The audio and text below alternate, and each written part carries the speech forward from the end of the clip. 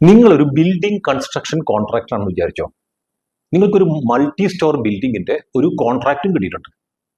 പക്ഷെ ഇത് ചെയ്യാൻ ആവശ്യമായുള്ള ഒരു ബ്ലൂ പ്രിന്റ് നിങ്ങളുടെ കയ്യിലില്ല.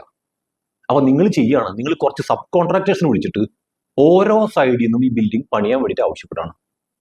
അവരെല്ലാവരും അവർക്ക് തോന്നിയ രീതിയിൽ ഈ ബിൽഡിംഗ് പണിതുകൊണ്ടേയിരിക്കുകയാണ്.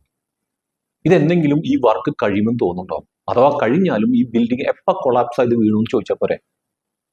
ഇതേപോലെ നിങ്ങളുടെ കമ്പനിക്ക് അല്ലെങ്കിൽ ബിസിനസ്സിന് കൃത്യമായിട്ട് ഒരു ആക്ഷൻ പ്ലാൻ ഉണ്ടോ, ഒരു ബിസിനസ് പ്ലാൻ ഉണ്ടോ? ഇതില്ലാതെ ഓരോ എംപ്ലോയീസിനോടും അവർക്ക് തോന്നുന്ന രീതിയിലാണോ അവർ ഈ കമ്പനിയെ വളർത്തിക്കൊണ്ടിരിക്കുന്നത്, ചെയ്തുകൊണ്ടിരിക്കുന്നത്?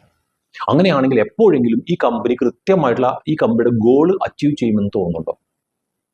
ഇവിടെ നിങ്ങൾ ചെയ്യേണ്ടതായിട്ടുള്ള കാര്യം, നിർബന്ധമായിട്ടും നിങ്ങളുടെ കമ്പനിയിൽ 3 കാര്യങ്ങൾ, 3 സിസ്റ്റംസ് ഇംപ്ലിമെന്റ് ചെയ്യണം. ഇതിൽ ഒന്നാമത്തെ കാര്യം ഓപ്പറേഷണൽ സിസ്റ്റമാണ്. എന്ന് പറഞ്ഞാൽ എന്താ?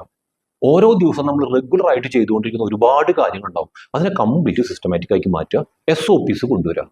അങ്ങനെ വരുമ്പോൾ ഒരു എംപ്ലോയി മാറി അടുത്ത എംപ്ലോയി വന്നാലും നമ്മുടെ ഓപ്പറേഷനെ അത് ഒരിക്കലും ബാധിക്കത്തില്ല. ഇതാണ് ഒന്നാമത്തെ കാര്യം. മറ്റൊന്ന് മാർക്കറ്റിംഗ് സിസ്റ്റമാണ്. അത് സാധാരണ ഒരാൾ ചെയ്യുന്ന രീതി എന്ന് പറഞ്ഞാൽ, മാർക്കറ്റിങ്ങിന് വേണ്ടി ഏതെങ്കിലും ഒരു ഔട്ട്സോഴ്സ് ചെയ്തുകൊണ്ട് ഒരു മാർക്കറ്റിംഗ് ഏജൻസിനെ കൊണ്ടുവന്ന് അവർക്ക് കുറച്ച് പണവും കൊടുത്തു കഴിഞ്ഞാൽ നമ്മുടെ വർക്ക് കഴിയുന്ന ഒരിക്കലും ചിന്തിക്കരുത്. കൃത്യമായിട്ടൊരു മാർക്കറ്റിംഗ് സിസ്റ്റം നിങ്ങൾക്ക് ഉണ്ടാവണം. അതുവഴി വേണം എല്ലാ കാര്യങ്ങളും കൃത്യമായിട്ട് ചെയ്യാൻ വേണ്ടിയിട്ട്. അനലൈസ് ചെയ്ത് മോണിറ്റർ ചെയ്ത് പോകാൻ വേണം. മൂന്നാമത്തെ കാര്യം സെയിൽസ് ആൻഡ് കസ്റ്റമർ സർവീസ് സിസ്റ്റമാണ്.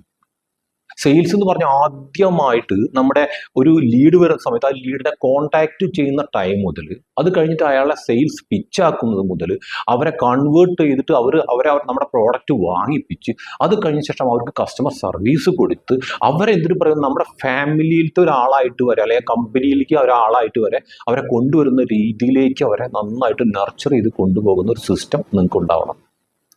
ഈ 3 കാര്യങ്ങൾ നിങ്ങൾ ചെയ്യുകയാണെങ്കിൽ തന്നെ നിങ്ങളുടെ കമ്പനി വളരെ സ്മൂത്ത് ആയിട്ട് റൺ ചെയ്യുന്നതായിട്ട് നമുക്ക് കാണാൻ വേണ്ടി കഴിയും. ഓക്കെ, നിങ്ങൾക്ക് ബിസിനസ്സുമായി ബന്ധപ്പെട്ട എന്തെങ്കിലും സംശയങ്ങളുണ്ടെങ്കിൽ, അല്ലെങ്കിൽ നമുക്ക് ബിസിനസ് മാസ്റ്ററി ഹബ്ബ് എന്ന് പറയുന്ന ഒരു കമ്മ്യൂണിറ്റി ഉണ്ട്, അതിനെക്കുറിച്ച് അറിയണമെങ്കിൽ താഴെ ഒരു നമ്പർ ഉണ്ടാവും. ആ നമ്പറിൽ ഒന്ന് വാട്സപ്പ് ചെയ്താൽ മതി, നമുക്ക് സംസാരിക്കാം. അടുത്ത വീഡിയോയിൽ വീണ്ടും കാണാം.